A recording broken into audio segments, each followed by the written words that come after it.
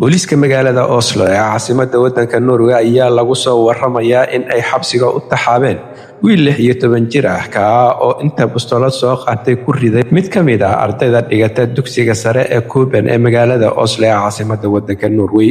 Wiilkan 16 jirka ah ayaa maalinnimadii Jimcaha ahayd waxa uu soo qaatay bastoolad isaga oo markiiba bilaabay in uu xabado ku rido wiilkan kale oo isna ahaa mid da'yar ah. Booliiska ayaa ku baxay dhacdadan kadib markii lagu soo wargeliyay in barxadda bannaanka ee dugsiga sare ee Kuben ee magaalada Oslo uu taagan yahay wiil wata bastoolad halkaasna uu rasaas ka ridayo. Booliiska oo si degdeg ah goobta ku gaaray ayaa waxa ay gacanta ku soo dhigeen 16 jirkan hubaysnaa ee rasaasta ka ridaya iskuulka Kuben ee magaalada Oslo, waxaana lagu soo waramayaa in ay xabsiga u taxaabeen iyadoo wiilkan lagu xukumay 1 toddobaad oo xabsi ah oo aan la booqan karin si kiiska baaritaan xoogan loo sameeyo, dacwaduna ay noqoto mid waadix ah oo baaritaankeedu u dhan yahay. Qareenka booliiska Julia Danielsen ayaa ku waramayso in dhacdadan markii hore loo diiwaangeliyay in ay tahay handadaad loo adeegsado hubka, ha yeeshee markii dambe oo ay baaritaanku sameeyeen hay-adaha amniga dowladda Norway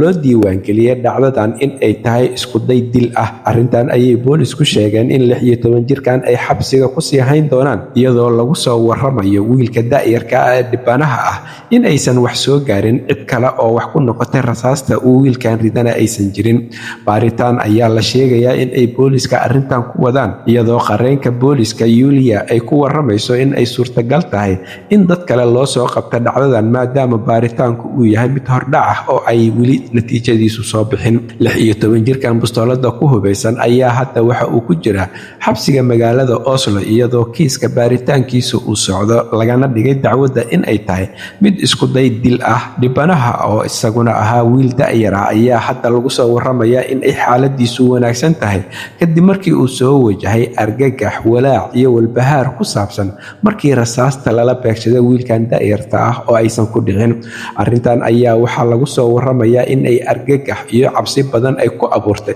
ardayda dhigata iskuulka sare ee Kuben ee magaalada Oslo ee caasimadda dalka Norway, iyadoo arrimaha ku saabsan dhalinyarada da'yarta ah ee hubaysan ee dhibaatooyinka ka geysanayo magaaladan caasimadda oo ah Norway iyo deegaanada kale ee dalka ay sii kordhayaan ayaa iyaduna hay-adaha ammaanka waxa ay wadaan ka hortag iyo sidoo kale dabagal baaxad weyn maadaama ay ku sii kordhayaan deegaanada kala duwan ee dalka Norway dhalinyarada da'yarta ah ee geysanaya faldambiyada isugu jiro dilka, dhaca, handadaada iyo sidoo kale ka ganacsiga daroogada noocyadeeda kala duwan. Halka warka kiisa ugu doorkaroon uu idinkaga imaanayo waa Somali Voice in Norway ama codka Soomaaliyeed ee Norway, waxaana idinla socodsiinayay aniga oo Cabdulaahi Shiine.